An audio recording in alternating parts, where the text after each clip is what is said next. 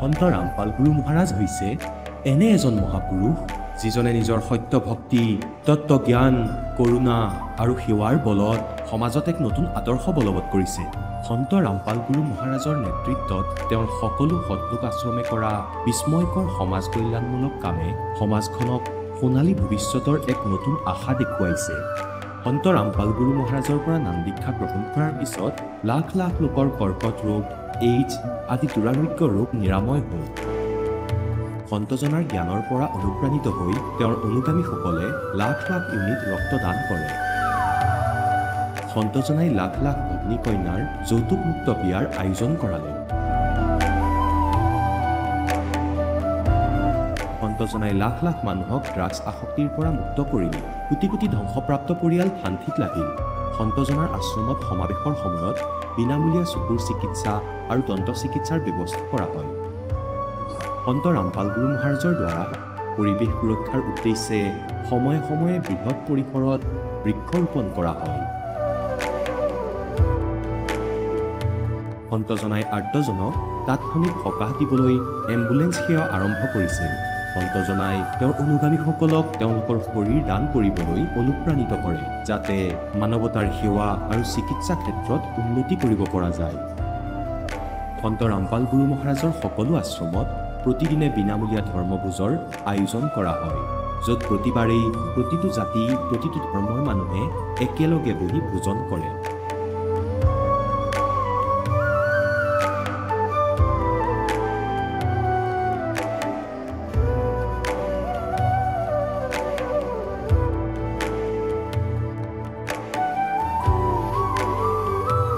সন্ত ৰামপাল গুৰু মহাৰাজৰ আশ্ৰমত সহস্ৰাধিক বৃদ্ধ বৃদ্ধাই শ্ৰদ্ধা আৰু মৰমেৰে জীৱন যাপন কৰাৰ সুযোগ পায়। তেওঁলোকৰ থকা খোৱাৰ আৰু স্বাস্থ্যৰ সম্পূৰ্ণ দায়িত্ব সন্ত ৰামপাল গুৰু মহাৰাজে বহন কৰে। অনাথ শিশুৰ বাবে সন্ত ৰামপাল গুৰু মহাৰাজৰ সকলো আশ্ৰম বিশেষ বৰদানতকৈ কম নহয়, য'ত তেওঁলোকক শিক্ষা, সংস্কাৰ আৰু ভৱিষ্যতৰ বাবে উন্নত সুবিধা প্ৰদান কৰা হয়। বানপানী, ভূমিকম্প বা মহামাৰী যিয়েই নহওক, সন্ত ৰামপাল গুৰু মহাৰাজ আৰু তেওঁৰ অনুগামীসকল সদায় আৰ্তজনৰ বাবে আগ্ৰহী হৈ থাকে।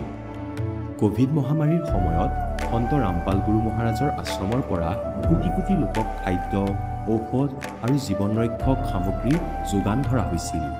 দুখীয়াক সকাহ কৰাই হওক বা যিকোনো শোষিত বা নিপীড়িত শ্ৰেণীৰ অধিকাৰ আৰু মৰ্যাদাৰ বাবে যুঁজ দিয়াই হওক, সন্ত ৰামপাল গুৰু মহাৰাজে সদায় তেওঁলোকৰ সকলো ন্যায্য দাবী চৰকাৰৰ ওচৰলৈ লৈ গৈছে আৰু তেওঁলোকক উপযুক্ত ন্যায় প্ৰদানৰ ক্ষেত্ৰত গুৰুত্বপূৰ্ণ ভূমিকা পালন কৰি আহিছে। সমাজত আধ্যাত্মিক আৰু সামাজিক মূল্যবোধৰ প্ৰতি সজাগতা অনাৰ প্ৰতিটো পদক্ষেপতে সন্ত ৰামপাল গুৰু মহাৰাজ মানৱতাৰ প্ৰকৃত সেৱক হিচাপে প্ৰমাণিত হৈছে। সন্ত ৰামপাল গুৰু মহাৰাজৰ জীৱনে আমাক শিকাইছে যে প্ৰকৃত সেৱা সেইটোহে যিটো নিস্বাৰ্থভাৱে কৰা হয়। আহক আমিও এই মহান সন্তজনৰ এই মহান সেৱাৰ কামত যোগ দিওঁ আৰু সন্ত ৰামপাল গুৰু মহাৰাজৰ পৰা নাম দীক্ষা লৈ আমাৰ জীৱন ধন্য কৰি তোলোঁ।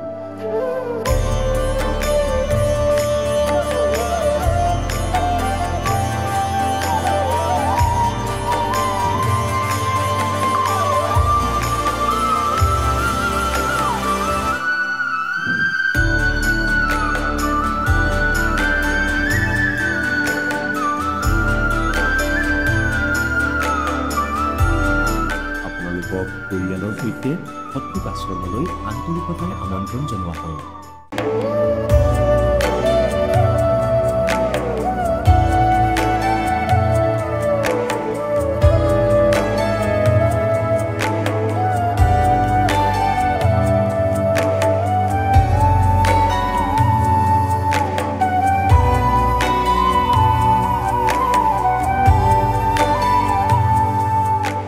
নমস্কাৰ ছাৰ। নমস্কাৰ ছাৰ, আপোনাৰ শুভ নামটো? মোৰ নাম ৰুক্মবীৰ থাপা। আপুনি ক'ৰ পৰা আহিছে? মই টকবাৰী গাঁও, জিলা বিশ্বনাথ, অসমৰ পৰা আহিছোঁ। আপুনি সন্ত ৰামপাল গুৰু মহাৰাজৰ পৰা নাম দীক্ষা কেতিয়া লৈছিল? মই ৰামপালজী মহাৰাজৰ পৰা দীক্ষা মই 18 মাৰ্চ 2019 লৈছোঁ ছাৰ। আপুনি সন্ত ৰামপাল গুৰু মহাৰাজৰ পৰা নাম দীক্ষা লোৱাৰ আগতে অন্য কিবা ভক্তি সাধনা কৰিছিলনে? হয় ছাৰ, মই আগতে পৰম্পৰাগত হিচাপে ভক্তি কৰি আহিছিল, যেনে ব্ৰহ্মা, বিষ্ণু, মহেশ্বৰ, দুৰ্গা মাতা, গণেশজী, এইবিলাক ভক্তি কৰি আহিছিলোঁ ছাৰ। যিহেতু আপুনি জনালে যে আপুনি আপোনাৰ সমাজত প্ৰচলিত পৰম্পৰাগত যিবিলাক সাধনা, সেই আটাইবিলাক সাধনা আপুনি কৰি আহিছিলে, তেনে ক্ষেত্ৰত ছাৰ আপুনি সন্ত ৰামপাল গুৰুমহাৰাজৰ শৰণলৈ কেনেকৈ আহিব লগা হ'ল? ছাৰ, কথাটো এনেকুৱা হ'ল যে মই প্ৰথমেতো এনেকুৱাই ব্ৰহ্মা, বিষ্ণু, মহেশ্বৰৰ ভক্তি কৰি আছিলোঁ। যেতিয়া একদিন এজন আমাৰ গাঁৱৰে ভাই এজনে মোক জ্ঞান গংগা কিতাপ আনি পেলাই দিলে। তাৰ পৰা মই জ্ঞান গংগাটো পঢ়ি চালোঁ। জ্ঞান গংগা পঢ়াৰ পিছত মই আধ্যাত্মিক জ্ঞানৰ বিষয়ে অলপ বুজি পালোঁ, আৰু তাৰ পিছৰ পৰা মই অলপ ইয়াৰ বিষয়ে অলপ ইণ্টাৰেষ্ট দিব ধৰিলোঁ। মই ক'ত পাম, ক'ত দীক্ষা ল'ব পৰা যায়, এইটো কেন্দ্ৰবিলাক, এই নামদান কেন্দ্ৰবিলাক বিচাৰিছোঁ। ক'তো মই ওচৰত তেনেকুৱা সুবিধা নাছিল, সেইকাৰণে মই চিন্তিত হৈ আছিলোঁ বহুত দিনলৈকে। পিছত একদিন তেনেকুৱাতে এইজন ভাই একজন মোক ঘূৰাই পেলাই লৈ আহি নামদান কেন্দ্ৰৰ ওচৰত লৈ পেলাই আহি এই ভগত এজনৰ লগত আলোচনা কৰাই দিলে। আলোচনা কৰাৰ পিছত তেতিয়া তেখেতে কিছুমান পৰামৰ্শ আগবঢ়ালে, এনেকৈ কৰিলে ইয়াত নামদান কেন্দ্ৰত আমকা জেগাত নামদান কেন্দ্ৰ আছে, তাত গৈ পেলাই আপুনি নাম দীক্ষা ল'ব পাৰে বুলি মোক কৈছিলে ছাৰ। আৰু ছাৰ, যিহেতু আমি আপোনালোকৰ সন্ত ৰামপাল গুৰুমহাৰাজৰ ভক্তসকলৰ যেতিয়া আমি অনুভৱ শুনো বিভিন্ন ছ'চিয়েল মিডিয়া প্লেটফৰ্মত, তেওঁলোকে কয় যে সন্ত ৰামপাল গুৰুমহাৰাজৰ পৰা নাম দীক্ষা লোৱাৰ পিছতে বিভিন্ন প্ৰকাৰে লাভ পায়। আপুনি সন্ত ৰামপাল গুৰুমহাৰাজৰ পৰা নাম দীক্ষা লোৱাৰ পিছত কেনেধৰণৰ লাভ পাইছে ছাৰ? হয় ছাৰ, মই বহুত ডাঙৰ লাভ পাইছোঁ ছাৰ। ক'বলৈ গ'লে প্ৰথমটো হ'ল মোৰ ঘৰৰ ঘৈণীয়েক, মোৰ ৱাইফজনীৰ বহুত ডাঙৰ বেমাৰত আক্ৰান্ত হৈ আছিল। বেমাৰটো হৈছে আপোনাৰ হাৰ্ট বেমাৰ বুলি কয়। এই হাৰ্ট বেমাৰ হৈ পেলাই বহুত ডক্টৰ তাত, বহুত ডাঙৰ ডাঙৰ ডক্টৰ তাত, গুৱাহাটীলৈকে ক'ত বহুত জেগাত লৈছোঁ ছাৰ, কিন্তু ক'তো ভাল নহয়। যিহেতু মই আকৌ আহি পেলাই ঘূৰি আহি পেলাই ঘৰতে আছোঁ, তেতিয়া এই সময়তে ভাইজনে মোক যোনটো জ্ঞান গংগা কিতাপ দিছিল, এইটো কিতাপটো পঢ়ি পেলাই মই তেতিয়া নামদান কেন্দ্ৰৰ জেগাটো বিচাৰি কৰি আহি মই নামদান দিয়াৰ পিছৰ পৰা বেমাৰটো অট'মেটিক ভাল হৈ গ'ল ছাৰ। তাৰ পৰা আজিলৈকে একো ঔষধ দৱাই পানী একো খুৱাব লগা হোৱা নাই। এনেকুৱাই অট'মেটিক এনেকুৱা পৰমাত্মাৰ আশীৰ্বাদত, ৰামপালজী মহাৰাজৰ আশীৰ্বাদত আজি সুস্থ হৈ আছে ছাৰ। ছাৰ, সঁচাকৈ আচৰিত কথা, এজন সন্তৰ পৰা নাম দীক্ষা লোৱাৰ পিছতে আপোনাৰ যি পৰিবাৰগৰাকীৰ যি মাৰাত্মক ৰোগ আছিলে, সেই মাৰাত্মক ৰোগৰ পৰা পৰিত্ৰাণ পাইছে। আমাৰ দৰ্শকসকলে এই কথাষাৰ কেনেকৈ মানি ল'ব? যিহেতু আমাৰ বৰ্তমান সময়ত চিকিৎসা পদ্ধতি উন্নত, আধুনিকতা এই যুগত আমাৰ উন্নত মানৰ চিকিৎসা পদ্ধতি আছে, তেনে ক্ষেত্ৰত আপোনাৰ পৰিবাৰগৰাকীক আপুনি ডক্টৰৰ কাষলৈ নিব লাগিছিলে। আপুনি ডক্টৰৰ কাষলৈ নিনি এজন সাধাৰণ সন্তৰ পৰা নাম দীক্ষা লৈ সুস্থ হৈছে বুলি কৈছে, আমাৰ দৰ্শকসকলে কথাষাৰ কেনেকৈ মানি ল'ব? হয় ছাৰ, মই কোনটো হস্পিটেলত লোৱা নাই, মই বহুত হস্পিটেলত ল'লোঁ। তেজপুৰ টুমুকী হস্পিটেল, TMC বুলি কয়, আৰু তাৰ পৰা লৈ পেলাই GMC, গুৱাহাটী GMC হস্পিটেলতো লৈছোঁ। তাতো একো উত্তৰ পোৱা নাই, একো ভাল ৰিজাল্ট পোৱা নাই। তাৰ পৰা ঘূৰাই আনি পেলাই এতিয়া যি হ'ব আৰু মৰিলে মৰিব, বাচিলে বাচিব, ভক্তিকে লৈ চাওঁ মই বুলি এই ভক্তিটো আমি তেতিয়া এই সময়তে মই লোৱা নাছিলোঁ ছাৰ। ভক্তিটো মই কিতাপটো পঢ়িছিলোঁ, জ্ঞান গংগা নামেৰে কিতাপখন পঢ়ি পেলাই মই তাৰ আধাৰিত জ্ঞানবিলাক পাই পেলাই জ্ঞানটো ভাল লাগি পেলাই মই ভক্তিটো ল'লোঁ। লৈ পেলাই আজি মই বহুত আনন্দিত, সুখেৰে বহি আছোঁ। মই আৰ্থিক পৰিস্থিতিটো বহুত ভাল, শাৰীৰিক হিচাপেও একদম সুস্থ। আজি মই ঠিক আছোঁ ছাৰ। আৰু আপোনাৰ মানুহগৰাকী যি বেমাৰ আছিলে, সেই বৰ্তমান বেমাৰৰ পৰা সম্পূৰ্ণৰূপে সুস্থনে? হয় ছাৰ, এতিয়া মানুহজনী একে ঔষধ একো নাখায়। যিমান পাৰোঁ, যিমান ভক্তি পৰমাত্মাৰ নামত গুৰুদেৱৰ আশীৰ্বাদত যিমানটো মই ভক্তি কৰিব পাৰিছোঁ সিমান কৰি আছোঁ। ছাৰ, আপুনি আৰু অন্য কিবা লাভ পাইছেনে সন্ত ৰামপাল গুৰুমহাৰাজৰ পৰা নাম দীক্ষা লোৱাৰ পিছত? হয়, মই লাভটো বহুত পাইছোঁ। আৰু মাজত এবাৰ এনেকৈ বাইকতো এক্সিডেণ্ট হৈছিলোঁ। মই বাইকত এক্সিডেণ্ট হওঁতে মোক ইমান ডাঙৰ মেজৰ এক্সিডেণ্ট হৈছিলোঁ, কিন্তু অলপমান মাত্ৰ ঘাইল, অলপমান চুট মাত্ৰ লাগিছে, বাদ বাকী একো হোৱা নাই। ইমান ভয়ংকৰ দুৰ্ঘটনা ঘটিছিল বাইকত। এইটো মোক পৰমাত্মাই বচাইছে বুলি মই ভাবোঁ। ছাৰ এইটো আচৰিত কথা এজন সন্ত্ৰাসৰ নাম দীক্ষা লোৱাৰ পিছতে আপুনি বাইক দুৰ্ঘটনাৰ পৰা ৰক্ষা পালে লগতে আপুনি শাৰীৰিকভাৱে আৰ্থিকভাৱে বিভিন্ন প্ৰকাৰে লাভ পাইছে আপোনালোকৰ গুৰু সন্ত ৰামপাল গুৰুমহাৰাজে এনেকুৱা কি ভক্তি বিধি মন্ত্ৰ প্ৰদান কৰে যাৰ বাবে নেকি ইমান উপকৃত হ'ব পাৰিছে হয় পৰমাত্মাৰ সদগুৰু ৰামপালজী মহাৰাজে আচলতে যোনটো সৎভক্তি চাৰিটা বেদৰ পৰা যোনটো জ্ঞানটো আছে ভগৱদ গীতাত জ্ঞান আধাৰিত জ্ঞানটো আমাক প্ৰদান কৰে ৰামপালজী মহাৰাজে বাৰটো এনেকুৱা হ'ল ছাৰ যে বাইকত গৈ আছিলোঁ পিছত মোৰ নাতি এজন আছিলে নাতিকো লৈ কেৰি কৰি আহি আছিলোঁ ক'ৰবাৰ পৰা আহি আছোঁ ঘৰলৈ আহি আছোঁ আহোঁতে এনেকুৱা হ'ল যে ছাৰ টাৰ্ণিং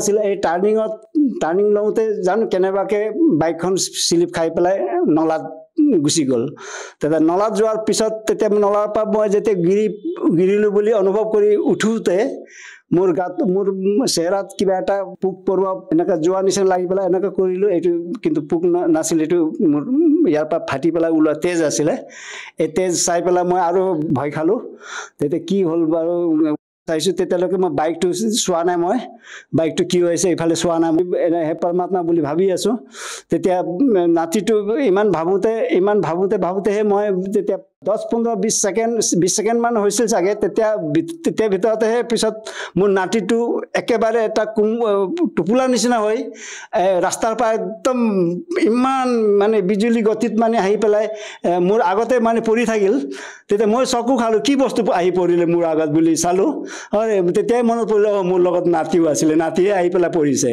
তেতিয়া মই কি কৰিলোঁ কি নাতিজনক ধৰি পেলাই ৰাস্তাত থলোঁ এনেকৈ ধৰি পেলাই ৰাস্তাত থৈ পেলাই তেতিয়া এনেকৈ তেতিয়াহে চালোঁ আৰু মোৰ বাইকখন কেনেকুৱা আছে গতিত আছে চাইছোঁ বাইকখন ওলটা হৈ আছে চকা ঘূৰি আছে তেতিয়া মই অকলে উঠাব সক্ষম নহ'লোঁ গতিকে মই গৈ পেলাই তাতে ঘৰ অলপ ওচৰতে এজন মোৰ ভাই বন্ধুবিলাক আছিল সিহঁতকে মাতি আনি মই বাইকখন চুল্টা কৰি উঠি তাৰ পৰা ঘৰলৈ আহিছোঁ ছাৰ আৰু 2-3বাৰমান হৈছে ছাৰ এইবোৰ ইমান দীঘলীয়া কৰিলে এতিয়া সময় নহ'ব চাগে গতিকে মই ইমানটোৱে এতিয়া মই কৈছোঁ মই ইমান এনেকুৱা ঘটনা হৈছে ছাৰ এই পৰমাত্মাই মোক সদগুৰু ৰামপালজী মহাৰাজৰ আশীৰ্বাদত মই আজি এয়া ভাল সুস্থ হৈ আছোঁ একো মানে এক্সিডেণ্ট একো ঘাইল একো চোট লগা নাই খালি অলপমান ইয়াত চোট লাগিছে এই চোটটো দুটামান টাক চিলনি হ'ল ইমানেই আৰু বাদ বাকী ইমান ডাঙৰ এক্সিডেণ্টৰ পৰা মই বচালে পৰমাত্মাই ছাৰ যিহেতু আপুনি সন্ত ৰামপাল গুৰুমহাৰাজৰ পৰা দীক্ষা লোৱাৰ পিছতে আপুনি যি বাইক দুৰ্ঘটনা আপোনাৰ যি হৈছিলে আপোনাৰ নাতিৰ সৈতে আপুনিও জীৱন ৰক্ষা পালে আপোনাক যিসকল দৰ্শকে টিভি-চেনেলত প্ৰত্যক্ষ কৰি আছে তেওঁলোকক আপুনি কি বাৰ্তা দিব বিচাৰে যাতে তেওঁলোকেও আপোনাৰ দৰে উপকৃত হ'ব পাৰে হয় ছাৰ ৰামপালজী মহাৰাজৰ ভক্তি সাধনা ল'লে এক্সিডেণ্টটো কিমান ডাঙৰ ভয়ংকৰ ৰোগবিলাকো ভাল হৈ যায় এইটোতো একো মামুলি কথা এইটো সাধাৰণ কথা হয় গতিকে পৰমাত্মাৰ চৰণলৈ আহক সৎভক্তি কৰক মই যেনেকৈ উপকৃত হৈছোঁ আপোনালোকেও তেনেকৈ উপকৃত হ'ব পাৰিব ছাৰ যদিহে কোনো লোকে সন্ত ৰামপাল গুৰুমহাৰাজৰ পৰা নাম দীক্ষা ল'ব বিচাৰে কেনেকৈ ল'ব পাৰিব ছাৰ হয় ছাৰ আজিকালি বহুত সহজ আছে আজিকালি হাতে চবৰ হাততে মোবাইল আছে গতিকে আপোনালোকে ইউটিউব বা ফেচবুকত গৈ পেলাই ৰামপালজী মহাৰাজৰ নাম চাৰ্চ কৰিলে তাতে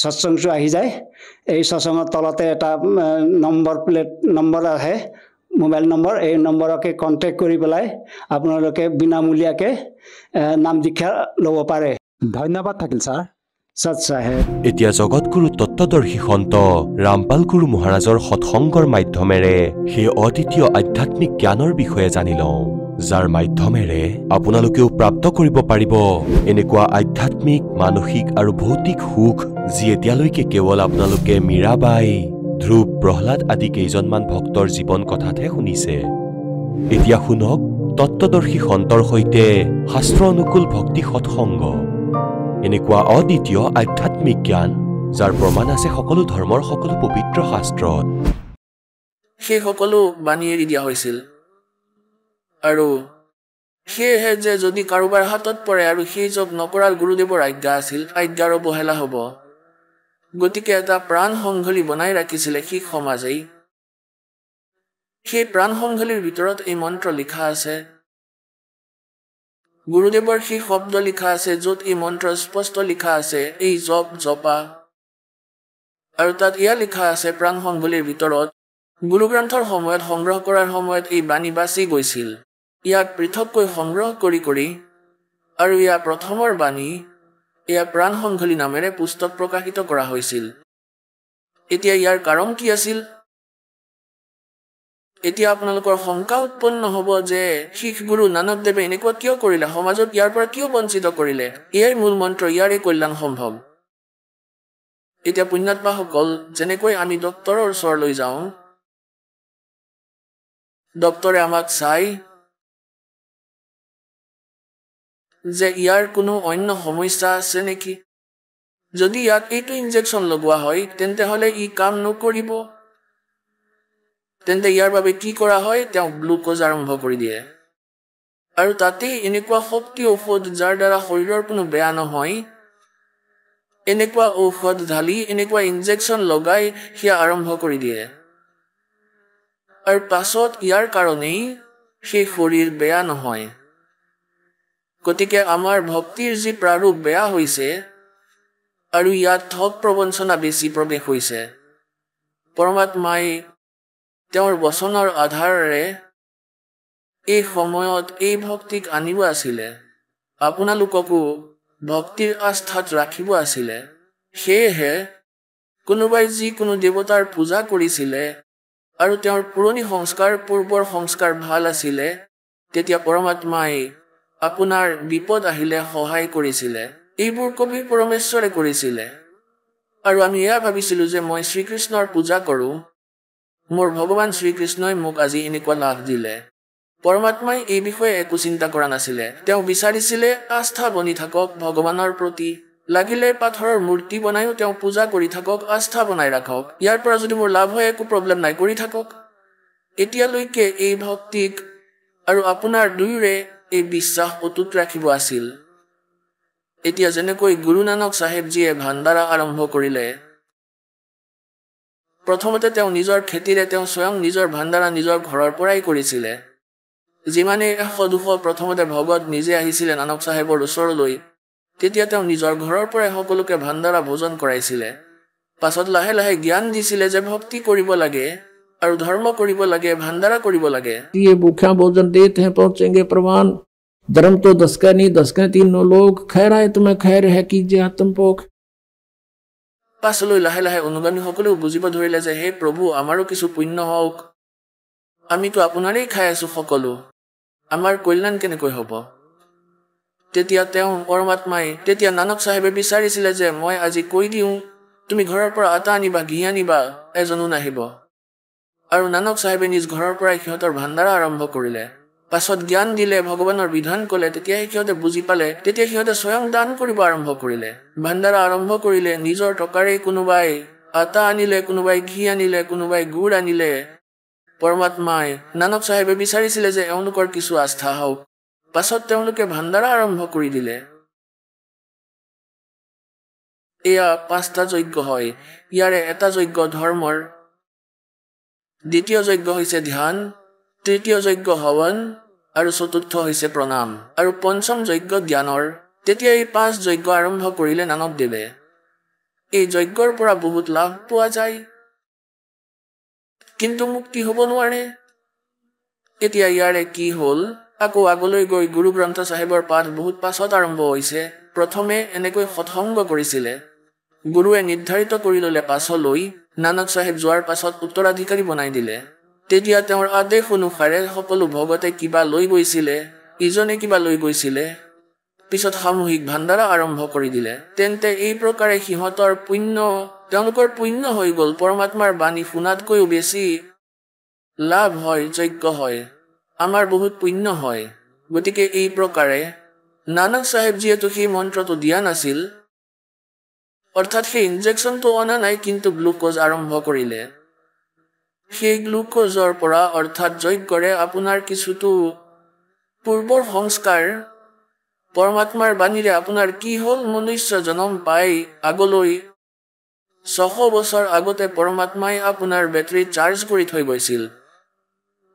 600 বছৰ আগতে যেতিয়া পৰমাত্মা আহিছিল এই 5টা নাম দিছিলে 5টা অনলি হতনাম দিয়া নাছিল সেই সময়ত কেৱল কিছু অধিকাৰীকহে যেনেকৈ আদৰণীয় নানক চাহেবজী আদৰণীয় গৰীব দাস চাহেবজী আদৰণীয় দাদু চাহেবজী আদৰণীয় ঘিচা দাস চাহেবজী আদৰণীয় মুলুক দাস চাহেবজী আৰু আদৰণীয় ধৰণদাস চাহেবজী এই সকলকতো এই মন্ত্ৰ সম্পূৰ্ণ দিছিলে হতনামলৈকে আৰু তৃতীয় মন্ত্ৰও এওঁলোকক দিছিলে কিন্তু এওঁলোকক আদেশ দি দিছিলে যে আপোনালোকে কাৰোৰে আগতে এই ৰহস্য নুখুলিব এওঁলোকে যি পৰমাত্মাৰ ভক্তি কৰিলে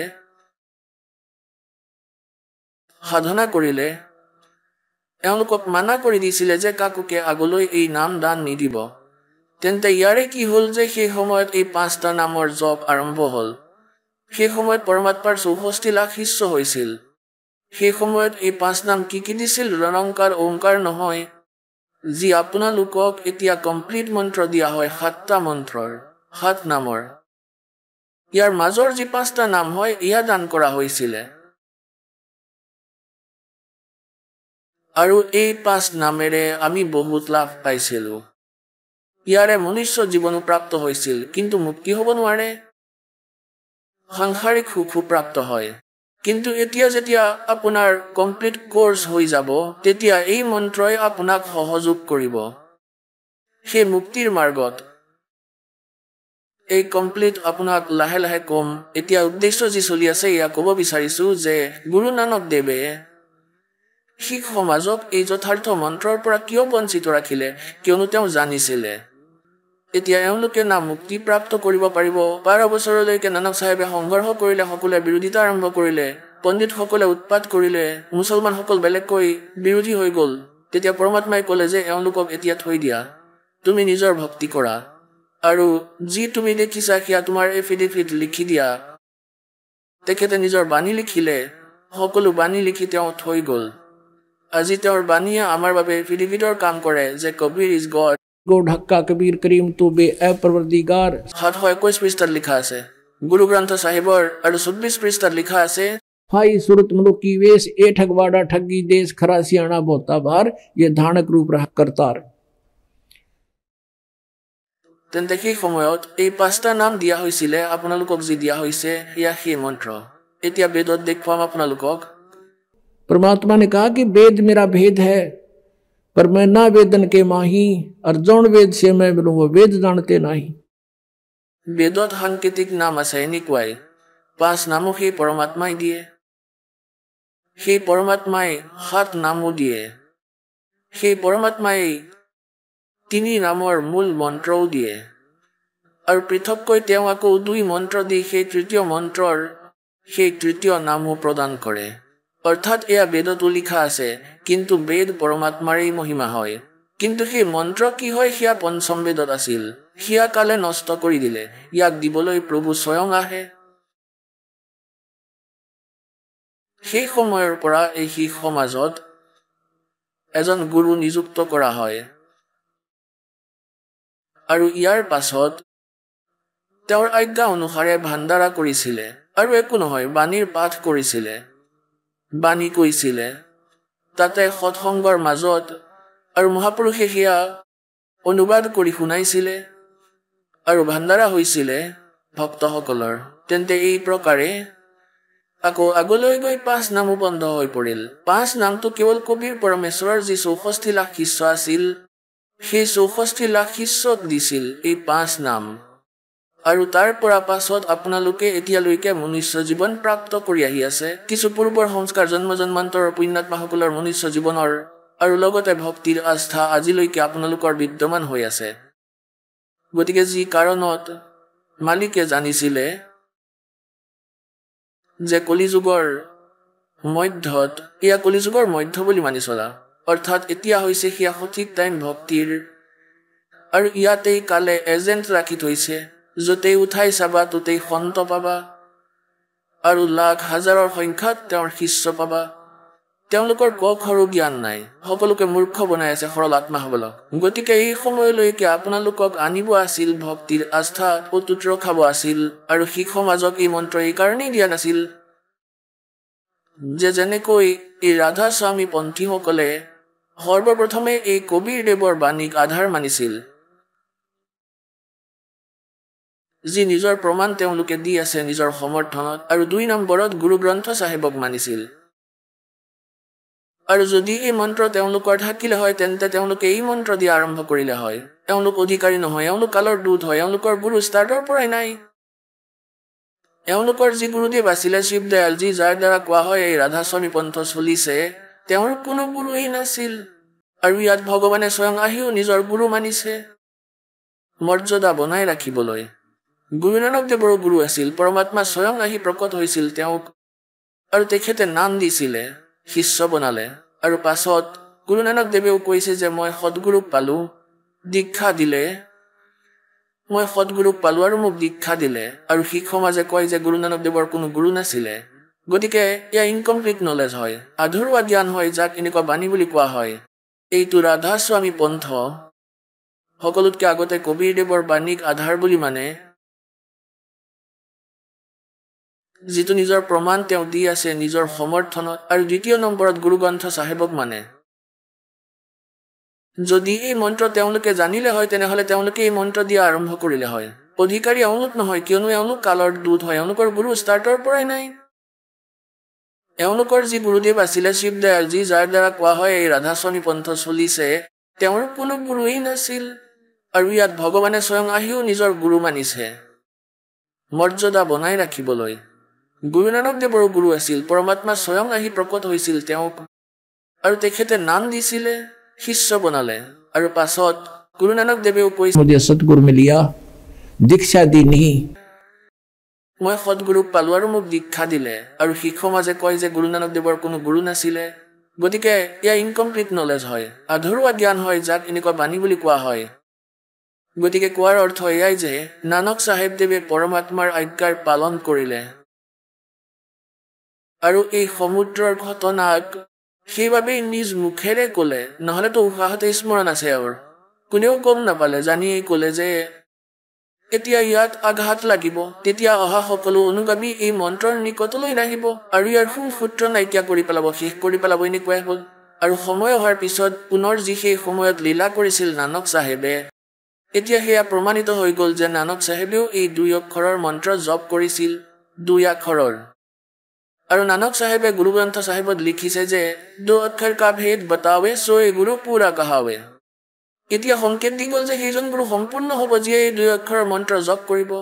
পুণ্যাত্মাসকল সত্য বুলি মানি ল'বা, এই দাসে 1988 এই মন্ত্ৰ প্ৰাপ্ত কৰিছিলে। সেই সময়ত এয়াই মন্ত্ৰ আছিলে যি আজি গুৰু নানক দেৱে ক'লে, আৰু সেয়াই দাসে পালে। আৰু 1994 দাসে আদেশ পালে আমাৰ পূজ্য গুৰুদেৱৰ পৰা যে উপদেশ আৰম্ভ কৰি দিয়া, নাম দিয়া তুমি। সেই দিনৰ পৰা আজিলৈকে সেই মন্ত্ৰই দাসে দি আছে। আৰু আমি দেখা নাছিলো গুৰু গ্ৰন্থ চাহেবক। গুৰু গ্ৰন্থ চাহেবততো আমি বহু পিছতহে দেখিলো। ইয়াতো এই মন্ত্ৰ কমপ্লিটকে নাই, ঠায়ে ঠায়েহে আছে, বেলেগ বেলেগকৈ লিখা আছে, কিন্তু এনেকুৱা নহয় নিৰ্ণায়ক। প্ৰাণ সংগলিত লিখা আছিলে, ইয়াও আমি পিছতহে দেখিলো। আৰু বেদতো আমি পাছতহে দেখিলো পৰমাত্মাৰ এই মহিমাক। তেন্তে কোৱাৰ ভাৱ এইটোৱেই যে এই মন্ত্ৰ যিটো আমি প্ৰাপ্ত কৰিলো, আৰু যি পৰমাত্মাই স্বয়ং আহি প্ৰদান কৰিলে এই মহাপুৰুষসকলক, সেই জপে আমি কৰি আছিলো, আৰু তাৰ পৰাই মুক্তি হ'ব। আৰু ইয়াক লুকোৱা সেইকাৰণেই কম্পালচৰি আছিলে, নহলে নকলবোৰেও নাম দিলে হয়। আৰু এওঁলোক কালৰ দূত হয়, কিয়নো এওঁলোকে আদেশ পোৱা নাই, নাম দিয়াৰ অধিকাৰ নাই। তেনেহলে আজি আমি ডিফাৰেন্স কেনেকৈ কৰিলো হয়, ভিন্নতা কেনেকৈ দেখুৱালো হয় আচল আৰু নকলিৰ। এতিয়া এইটো মন্ত্ৰ হয় সৎ নামৰ এই 2 আখৰৰ, ইয়াক সৎ নাম বুলি কোৱা হয়। এয়া 2 আখৰৰ মন্ত্ৰ হয়। আৰু তৃতীয় মন্ত্ৰ বেলেগ হয়, যিটো সাৰ নাম হয়। ওম আৰু তৎ বুজা এয়া হয়। আৰু সৎ তথাপি ভিন্ন হয়। কোৱা হয় সোহম শব্দ আমি জগতত আনিছো, কবিৰ পৰমেশ্বৰে কয়। और सार शब्द हमने गुप्त छपाए। যিকোনো সৎ গ্ৰন্থত, গীতা, বেদ, পুৰাণত, কোৰাণ বা বাইবেলত ক'তো এই সোহম শব্দ নাপাব আপুনি। এয়া কবিৰ বাণীতহে পাব। কোৱা হয় सोहम शब्द हम जग में लाए और सार शब्द हमने गुप्त छपाए। এতিয়ালৈকে উলিওৱা নাই, এতিয়া এই দাসৰ ওপৰত কৃপা কৰিছে পৰমাত্মাই, এই সাৰ শব্দ আপোনালোকক উপলব্ধ কৰোৱা হৈ আছে। আদেশ পৰমাত্মাৰ এই সময়তেই হ'ব লাগিছিলে, কিয়নো ইয়াৰ আগতে আমি অশিক্ষিত আছিলো। 1947 ভাৰত স্বতন্ত্ৰ হ'ল। ইয়াৰ আগতে আমাৰ ইয়াত শিক্ষা একেবাৰেই নাছিলে। 1951 দাসৰ জন্ম হ'ল, দাসক পঠালে পৰমাত্মাই, আৰু ইয়াৰ পিছত একেবাৰেই শিক্ষাৰ বিস্ফোট হ'ল। আজি প্ৰায় সকলো ল'ৰা ছোৱালীয়ে শিক্ষিত, আৰু এই শিক্ষা আমাৰ সকলোতকৈ ডাঙৰ শত্ৰু হয়, কিয়নো এয়াই আমাক বেইমান বনাই দিলে। সাংসাৰিক সুবিধাবোৰ উপলব্ধি কৰিবলৈ ভাই ভনীৰ মাজৰ মৰম চেনেহো পাহৰি গলো, মাক দেউতাককো সন্মান কৰাই নিদিলো। কিন্তু ইয়াৰ পৰা হোৱা এটা ডাঙৰ লাভ হ'ল যে আমি সদগ্ৰন্থবোৰক স্বয়ং চিনিব পৰা আৰু বুজিব পৰা হলো, যাৰ পৰা আমাৰ কল্যাণ সম্ভৱ হয়। সেইকাৰণেই পৰমাত্মাই আজিলৈকে দিয়া নাছিলে এই সমস্যা। সত্য যুগৰ পৰা দ্বাপৰ যুগলৈকে আপুনি চাই লওক, এই জনতাসকলক এই জুইত জ্বলিব নিদিলে শিক্ষা নামৰ এটা বিশেষ বৰ্গ আছিলে। তেওঁলোক কেৱল সদগ্ৰন্থ পঢ়িবলৈ শিক্ষিত হৈছিলে, আৰু নহলে ইয়াত চতুৰতা অলপ বেছিয়ে হৈছিলে, বেইমানি বেছিয়ে বিয়পি পৰিছিলে। আপুনি এটা অফিচত গৈ চাই লওক, জুই লাগি আছে, কোনেও সহজভাৱে কথা নাপাতে, টকাৰ বাহিৰে কোনেও একো নকয়। এবাৰত কিবা কব, দ্বিতীয়বাৰত আকৌ কিবা মিছা কব, গোটেই দিন কৰ্ম কৰিব তেওঁ নিজৰ, আৰু তেওঁৰ ঘৰত গৈ চাই লব কেনেকৈ সকলো ভাগি পৰিছে। এজন ব্যক্তি আহিলে ইয়ালে, তেওঁৰ দুজন ল'ৰা দুইজনেই পংগু, আৰু কিছুদিনৰ পিছত তেওঁ ক'লে যে মই এনেকুৱা তেনেকুৱা চাকৰি কৰো, এনেকুৱা কৰো, তোমাৰ কৰ্মইতো সকলো শেষ কৰি দিলে, তুমিতো নিজেই নিজৰ শেষ কৰি দিলা, এতিয়া যি টি কোৱা বন্ধ কৰা। ক'লে যে যিদিনাৰ পৰা নাম ললো সেইদিনাৰ পৰা এৰি দিলো এই ঘোষ লোৱা, আৰু চোৱা এয়া কেনেকৈ ভাঙি পৰিছে তেওঁৰ ঘৰখন। तो अपने आत्माओं जैसे कर का जहर का रंगोरी हो, कहो कौन तिस खावे राम रंगोरी हो। जहर ने कौन खाओगा फिर? যেতিয়া আকৌ জ্ঞান হ'ব, দাসে বিচাৰে যে আপোনাক ইমান চালাক বনাই দিওঁ যে আপুনি এই বিষ দেখা পায়। এতিয়া যি ক্ৰিয়াবোৰ তুমি কৰি আছা, যাক ডাঙৰ আশাৰে নিৰ্ভয়ে কৰি আছা, এতিয়া কি প্ৰসংগ চলি আছে যে কি বস্তুৰে মুক্তি প্ৰাপ্ত হ'ব। সেই মন্ত্ৰ হৈছে সতনাম, আৰু সতনাম হৈছে 2টা আখৰৰ, আৰু এই ৰাধা স্বামী সকলৰ সতনামৰ কোনো ঠিকনা নাই। সেই সতনাম খোৱাই নে পাণ কৰাই, এতিয়া অলপ ৰিহাৰ্চেল কৰাই দিওঁ এইবিলাকৰ। এতিয়া এই ৰাধা স্বামী শ্ৰদ্ধালুসকলে কি কয় যে আমাৰ গুৰুৰ জ্ঞান বেদ আৰু গীতাতকৈ ওপৰৰ হয়, আৰু আমাৰ বেদৰ আৰু গীতাৰ কোনো আৱশ্যকতা নাই, আৰু আমিতো ত্ৰিকুটিৰ পৰাই আৰম্ভ কৰো, তলৰখিনিৰ আমাৰ প্ৰয়োজন নাই। পুণ্যাত্মাসকল, ত্ৰিকুটি ইজ দ্য ইণ্টাৰনেশ্যনেল এয়াৰপৰ্ট। ত্ৰিকুটি এয়া ধৰা যে আন্তঃৰাষ্ট্ৰীয় বিমানবন্দৰ হয়। আন্তঃৰাষ্ট্ৰীয় বিমানবন্দৰত যেতিয়া মানুহ যায় তেতিয়া তেওঁলোকৰ প্ৰথমতে পাছপৰ্ট লাগে। উদ্দেশ্য হ'ল এইটো যে বিদেশত যাবলৈ পাছপৰ্ট বনোৱা হয়। প্ৰথমে যাবৰ কাৰণে যি টিকট লাগে সেয়াও তেওঁলোকৰ কটোৱা হ'ল, আৰু সেই টিকট আৰু পাছপৰ্ট বনোৱাৰ আগত তেওঁ কি কৰিব লাগে, নিজৰ দেশৰ নো ডিউ চাৰ্টিফিকেট ল'বলগীয়া হয়। সকলো অধিকাৰীৰ ওচৰলৈ গৈ তেওঁ তাৰ পৰা ক্লিয়াৰেন্স চাৰ্টিফিকেট ল'ব লগা হয়, তেতিয়াহে তেওঁ এয়াৰপৰ্টলৈ যাব পাৰিব, বিদেশলৈ যাব পাৰিব। এতিয়া আমাৰ শৰীৰৰ ভিতৰত যি আছে এয়া আমাৰ শৰীৰ হয়, ইয়াৰ ভিতৰত আমাৰ আত্মা আছে, জীৱ আছে, আৰু ইয়াৰ বেকবোন যিটো মাজৰ হাড়ডাল, ইয়াৰ ভিতৰৰ ফালে কমল আছে, পুষ্প আছে। এই হাড়ডাল য'ত শেষ হয় এই পায়ুৰ ওচৰত, ইয়াৰ পৰা 2 আঙুল ওপৰত ভিতৰৰ ফালে মূল কমল আছে, গণেশজীৰ বাস হয়, আৰু ইয়াৰ ওপৰত 2 আঙুল ওপৰত সাবিত্ৰী ব্ৰহ্মাদেৱৰ বাস হয়। অধিষ্ঠান চক্ৰ বুলি কোৱা হয়, অৰ্থাৎ স্ব অধিষ্ঠান, স্বাদ চক্ৰ বুলি লিখিলে সন্তসকলে। ইয়াৰ ওপৰত আকৌ যি নাভি, আমাৰ যি নাভি আছে, তলৰ মাজৰ হাড়ডালৰ পিছফালে যি এক নাভি কমল আছে, বিষ্ণু আৰু লক্ষ্মী দেৱীৰ ইয়াত অধিপত্য আছে।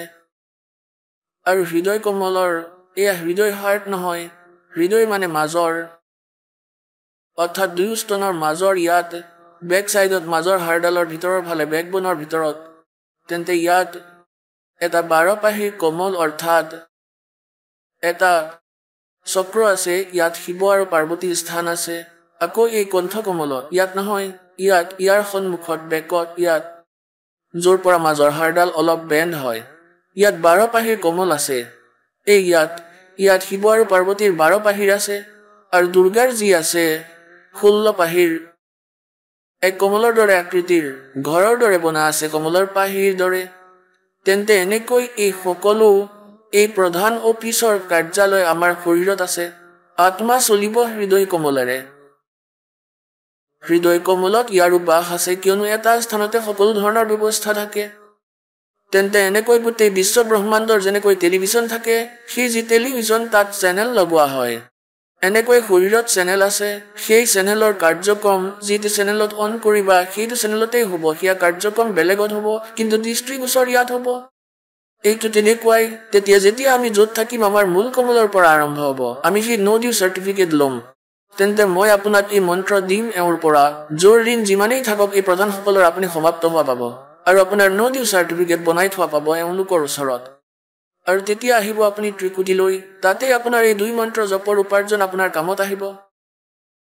তেওঁলোকৰ লগততো এটাও আখৰ নাই 5টা কালৰ, আৰু কথা কয় তেওঁলোকে ত্ৰিকুটিত যোৱাৰ। এওঁলোকে ত্ৰিকুটিটো এনেকুৱা বনাই ৰাখিছে যে বৰৱালাৰ বাছ ষ্টেণ্ডহে, কোনোবা খোজকাঢ়ি যোৱা বা ৰিক্সাৰে গ'লেই পাই যাব। ল'ৰা ধেমালি নহয় এই ত্ৰিকুটিলৈ যোৱাটো। আৰু এই মন্ত্ৰৰে আৰু এই পৰমাত্মাৰ শৰণেৰে তালৈ যোৱাটো একেবাৰেই সহজ। আৰু এওঁলোকৰ জ্ঞান দেখুৱাওঁ, যিসকলে বেদৰ ওপৰতো তেওঁলোকৰ জ্ঞান বুলি কৈছে। চাব, হাৰ বচন ৰাধা স্বামী বাৰ্তিক, ৰাধা স্বামী সৎসংগ ব্যাসৰ পৰা প্ৰকাশিত। এয়া হৈছে হাৰ বচন বাৰ্তিক। প্ৰকাশক হৈছে জগদীশ চন্দ্ৰ শেঠী, ছেক্ৰেটাৰী ৰাধা স্বামী সৎসংগ ব্যাস, ডেৰা বাবা জয়মল সিং, পঞ্জাৱ। 2003 16 নম্বৰ সংস্কৰণ ছপোৱা হৈছে।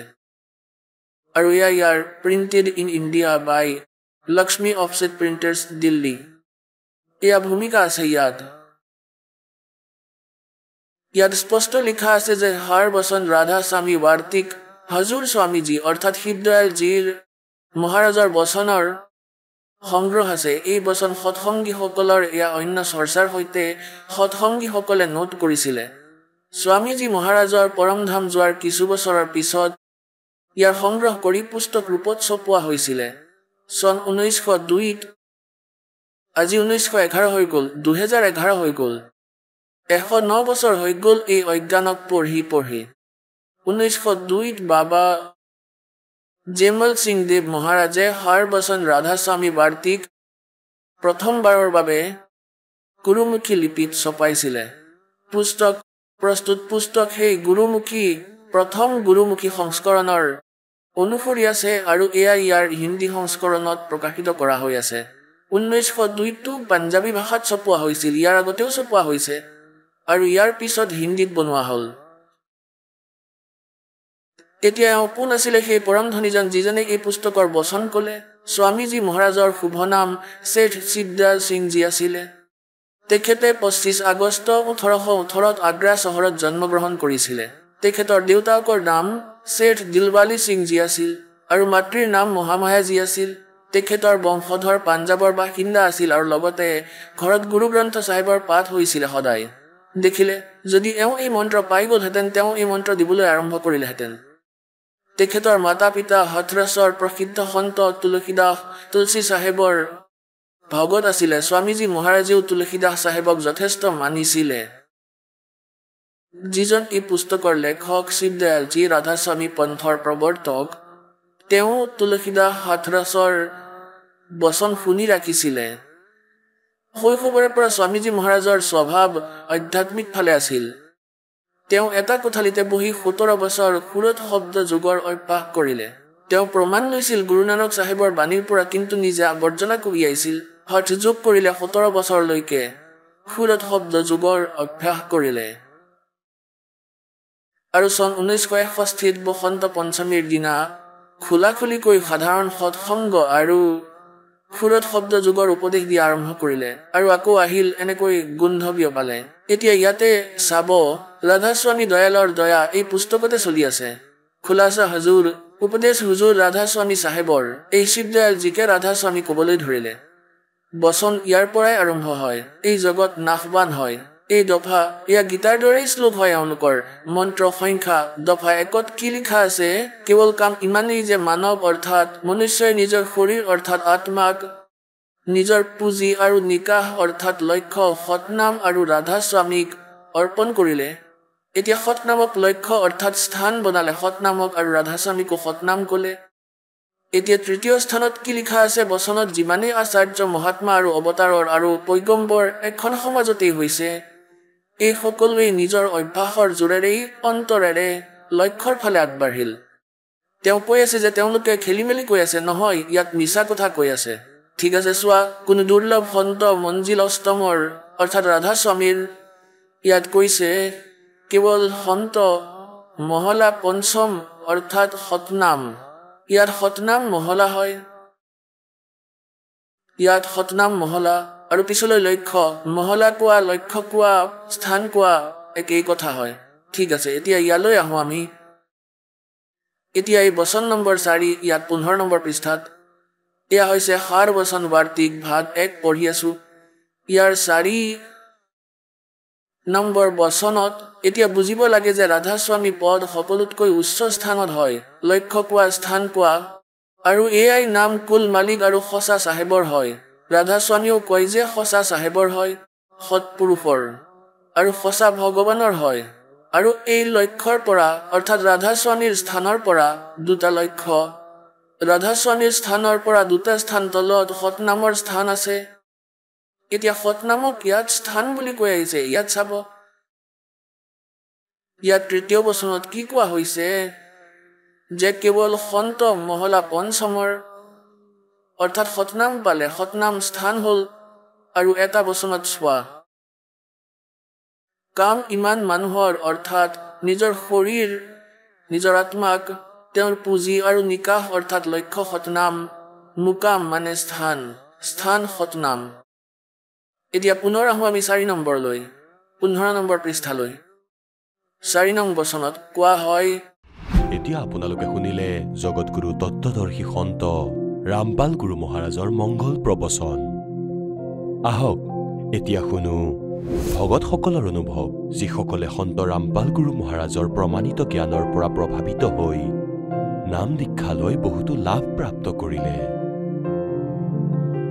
নমস্কাৰ ছাৰ নমস্কাৰ ছাৰ ছাৰ কি নাম আপোনাৰ ৰঞ্জিত মাঝি ছাৰ ৰঞ্জিত আপুনি ক'ৰ পৰা আহিছে কলাহান্দি ডিষ্ট্ৰিক্ট উৰিষ্যাৰ সন্ত ৰামপালদেৱ মহাৰাজৰ পৰা নাম দীক্ষা আপুনি কেতিয়া ল'লে 7 জানুৱাৰী 2018 সন্ত ৰামপালদেৱ মহাৰাজৰ পৰা নাম দীক্ষা লোৱাৰ আগতে আপুনি কি ভক্তি সাধনা কৰিছিল আদিবাসী হোৱাৰ বাবে এছটি হোৱাৰ বাবে আমাৰ যি পৰম্পৰাত আছিলে ভূত প্ৰেত দেৱী দেৱতা মাছানী এইসকলৰ পূজা কৰিছিলোঁ ছাগলীৰ বলি দিছিলোঁ সেইবোৰে কৰিছিলোঁ তাৰ লগে লগে মানে যি ব্ৰহ্মা বিষ্ণু মহেশ্বৰ শিৱ মন্দিৰ সেইবোৰলৈ গৈছিলোঁ তেন্তে আপুনি সন্ত ৰামপালদেৱ মহাৰাজৰ শৰণলৈ কেনেকৈ আহিল ছাৰ এবাৰ মোৰ গাড়ীৰ এক্সিডেণ্ট হৈ গৈছিলে গাড়ীৰ পৰা পৰি গৈছিলোঁ তেতিয়া মই দুখ পাইছিলোঁ দুখ পোৱাৰ পিছত 15-20 দিন হৈ যোৱাৰ পিছত মোৰ এখন ভৰি ৰাতি ইমান ডাঙৰ হৈ গ'ল আৰু যেতিয়া ৰাতিপুৱা উঠি দাঙিবলৈ চালোঁ দাঙিব পৰা নাছিলোঁ তেতিয়া মই ভাবিলোঁ যে এয়া কি হ'ল মোৰ তাৰপিছত মোৰ মনলৈ আহিল মোৰ যি এক্সিডেণ্ট হৈছিলে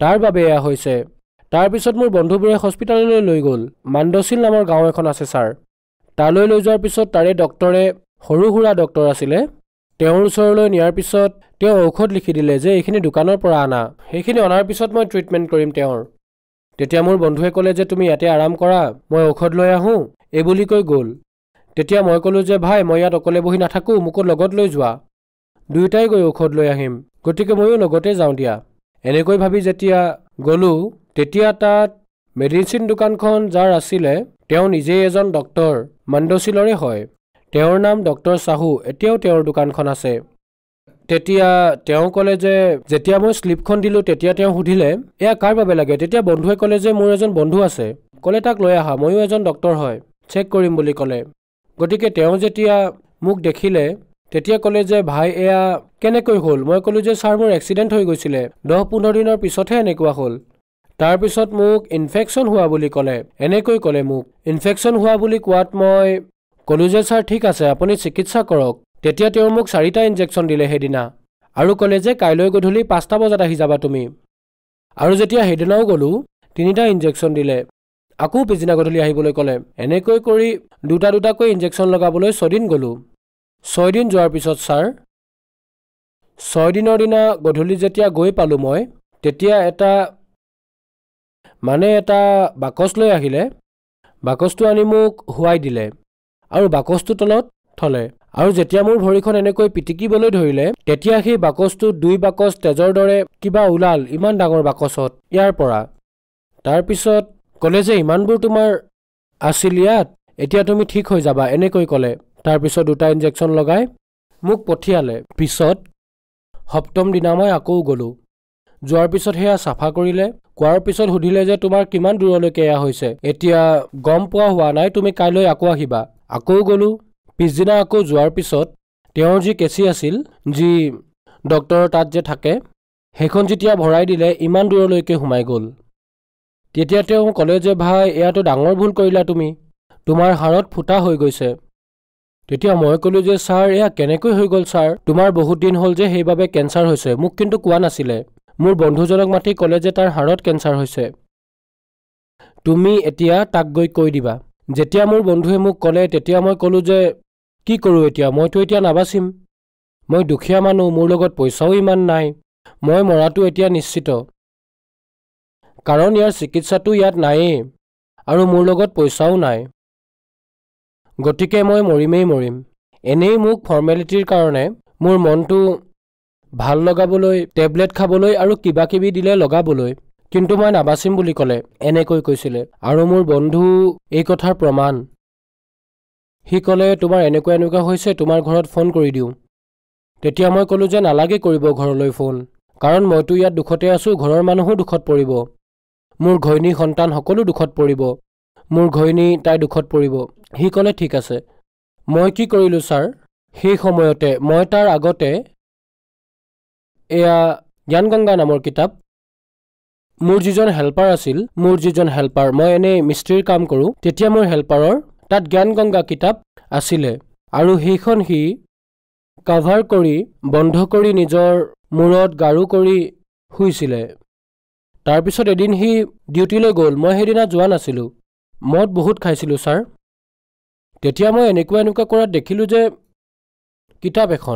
কিতাপখন পাই মই খুলি পঢ়িলোঁ মানে এনেকৈ যেতিয়া খুলিলোঁ তাত ওম আৰু যে প্লাছ চিহ্ন এটা থাকে তাত সকলোৰে দিয়া থাকে তেতিয়া মই এইখন খুলি ক'লোঁ যে ইয়াত খ্ৰীষ্টিয়ানৰ কিতাপ কোনে ৰাখিছে এনেকৈ ভাবি থৈ দিলোঁ নপঢ়িলোঁ তাৰপিছত ছাৰ মই আকৌ মদৰ দোকানলৈ গুচি গ'লোঁ মদৰ দোকানলৈ যোৱাৰ আগত আমাৰ যিজনে খানা বনায় তাক ক'লোঁ যে মই মাছ মাংস লৈ আহোঁ তুমি বনাবা আৰু মদ আনিম বুলিও ক'লোঁ বনোৱাৰ পিছত দুয়ো বহিলোঁ সেইদিনাখনেই আৰু খাব ধৰিলোঁ তাৰপিছত মোৰ মগজুত কেনেকৈ আহিল যে সেই কিতাপখন পঢ়িব লাগে এনেকৈ মোৰ মগজুত আহিল তাৰপিছত মই সেই কিতাপখন মদ খাই থকাৰ সময়তে পঢ়িলোঁ সেইখন পঢ়াত দেখিলোঁ যে ছাৰ কোন ব্ৰহ্মাৰ পিতা হয় কোন বিষ্ণুৰ মা সেইবোৰ লিখা দেখি মোৰ মগজুলৈ আহিল যে ব্ৰহ্মা বিষ্ণুৰো মাক দেউতাক আছে আজিলৈকে শুনাই নাছিলোঁ এইখন কেনেকুৱা কিতাপ তাৰপিছত মই আনখন পৃষ্ঠা খুলিলোঁ এনেকৈ এখনকৈ পৃষ্ঠাবোৰ লুটিয়াই থাকিলোঁ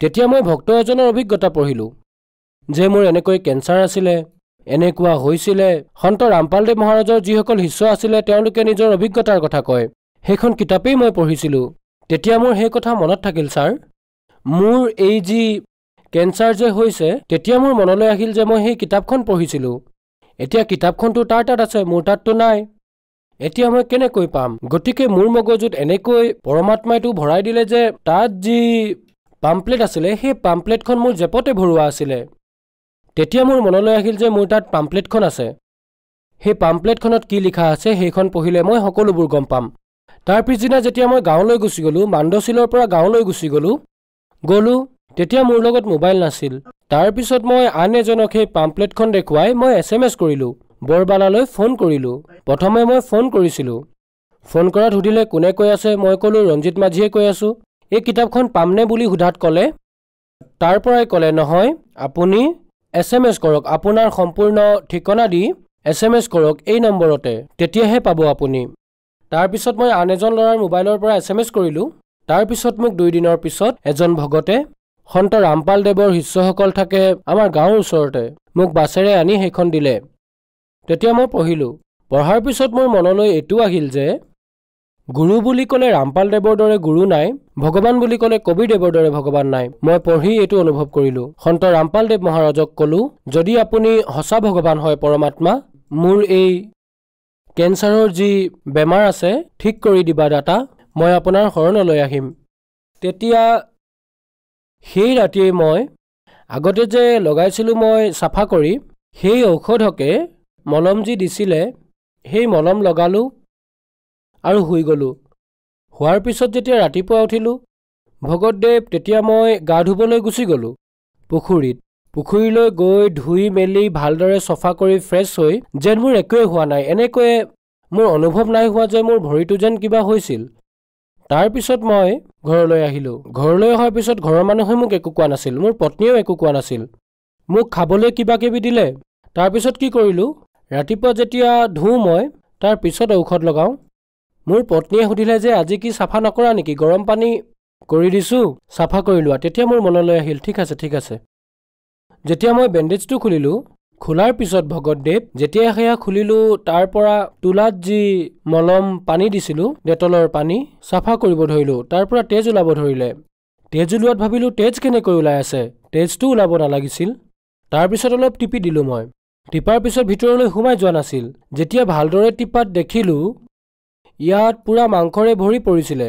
তেতিয়া মই ক'লোঁ যে মুক্তিদাতা সন্ত ৰামপাল দেৱ মহাৰাজ, আপোনাৰ কৃপাত মই সুস্থ হৈ গ'লোঁ ভগৱান, মোক কেতিয়া তুমি মাতিবা এনেকৈ ভাবিলোঁ মই ছাৰ।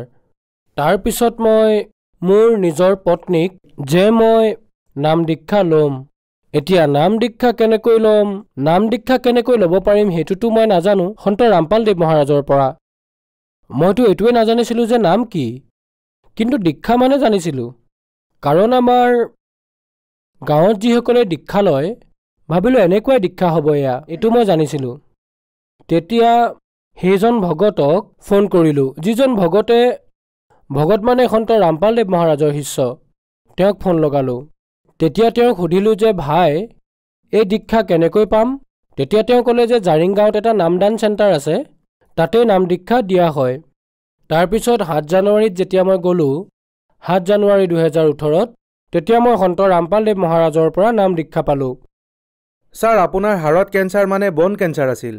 ডক্টৰো কৈ দিছিল যে আপোনাৰ আয়ুস আৰু বেছি নাই। তাৰপিছত আপুনি সন্ত ৰামপাল দেৱ মহাৰাজক প্ৰাৰ্থনা জনালে আৰু সন্ত ৰামপাল দেৱ মহাৰাজে নাম লোৱাৰ আগতেই আপোনাক ঠিক কৰি দিলে। তেন্তে সন্ত ৰামপাল দেৱ মহাৰাজৰ পৰা নাম দীক্ষা লোৱাৰ পিছত আপুনি লাভ পালে?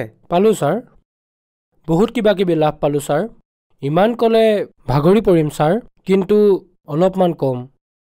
মই প্ৰথমতে মোৰ আধ্যাত্মিক জ্ঞান হ'ল যে ভগৱান কি বস্তু হয় সেইটো মোৰ জ্ঞান হ'ল।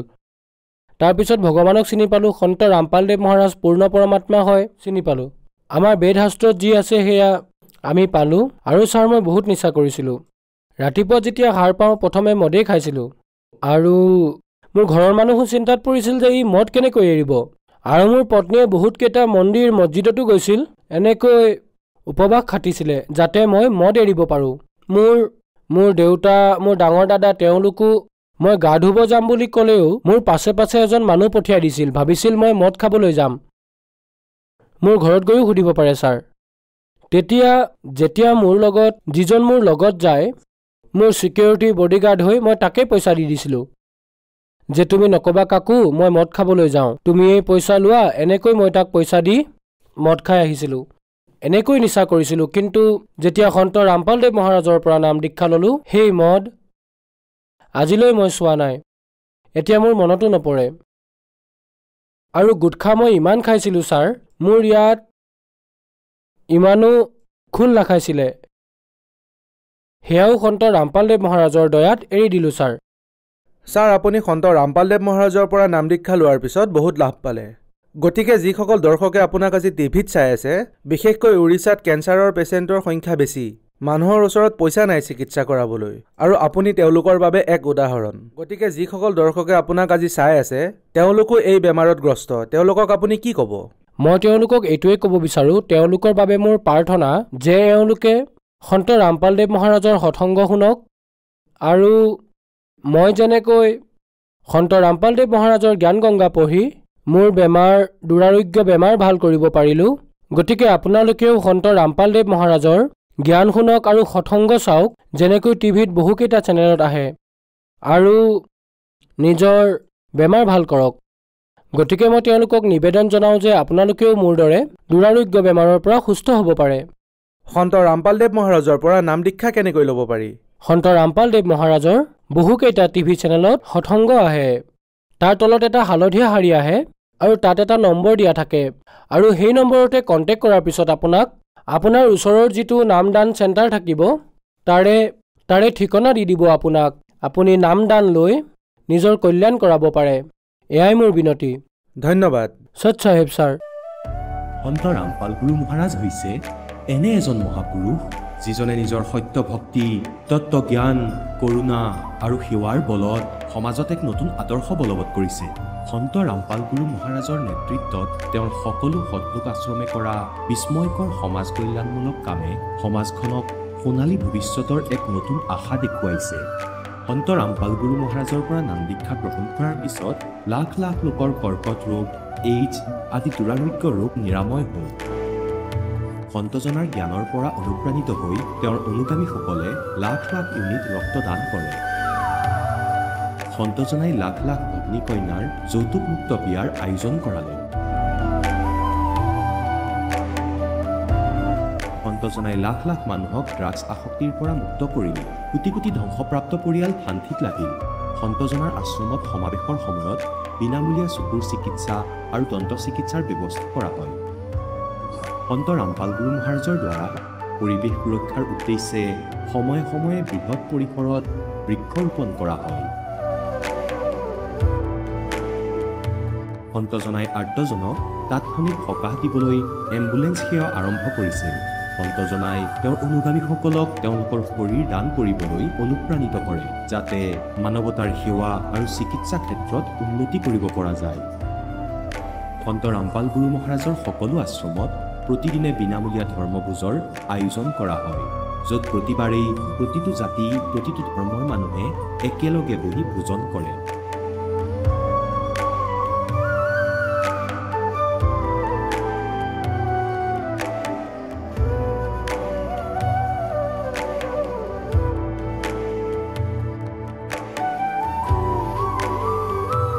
সন্ত ৰামপাল গুৰু মহাৰাজৰ আশ্ৰমত সহস্ৰাধিক বৃদ্ধ বৃদ্ধাই শ্ৰদ্ধা আৰু মৰমেৰে জীৱন যাপন কৰাৰ সুযোগ পায় তেওঁলোকৰ থকা খোৱাৰ আৰু স্বাস্থ্যৰ সম্পূৰ্ণ দায়িত্ব সন্ত ৰামপাল গুৰু মহাৰাজে বহন কৰে অনাথ শিশুৰ বাবে সন্ত ৰামপাল গুৰু মহাৰাজৰ সকলো আশ্ৰম বিশেষ বৰদানতকৈ কম নহয় য'ত তেওঁলোকক শিক্ষা সংস্কাৰ আৰু ভৱিষ্যতৰ বাবে উন্নত সুবিধা প্ৰদান কৰা হয় বানপানী ভূমিকম্প বা মহামাৰী যিয়েই নহওক সন্ত ৰামপাল গুৰু মহাৰাজ আৰু তেওঁৰ অনুগামীসকল সদায় আৰ্তজনৰ বাবে আগ্ৰহী হৈ থাকে কোভিড মহামাৰীৰ সময়ত সন্ত ৰামপাল গুৰু মহাৰাজৰ আশ্ৰমৰ পৰা কোটি কোটি লোকক খাদ্য ঔষধ আৰু জীৱন ৰক্ষক সামগ্ৰী যোগান ধৰা হৈছিল দুখীয়াক সকাহ কৰাই হওক বা যিকোনো শোষিত বা নিপীড়িত শ্ৰেণীৰ অধিকাৰ আৰু মৰ্যাদাৰ বাবে যুঁজ দিয়াই হওক সন্ত ৰামপাল গুৰু মহাৰাজে সদায় তেওঁলোকৰ সকলো ন্যায্য দাবী চৰকাৰৰ ওচৰলৈ লৈ গৈছে আৰু তেওঁলোকক উপযুক্ত ন্যায় প্ৰদানৰ ক্ষেত্ৰত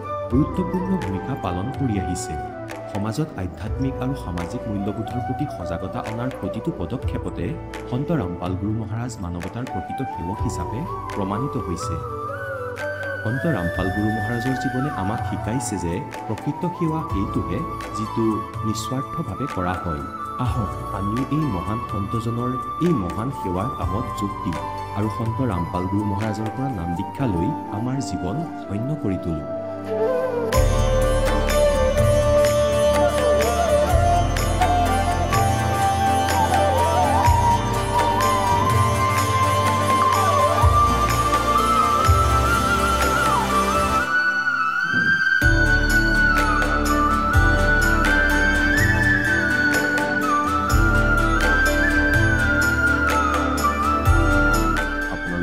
পৰিয়ালৰ সৈতে সৎলোক আশ্ৰমলৈ আন্তৰিকতাৰে আমন্ত্ৰণ জনোৱা হয়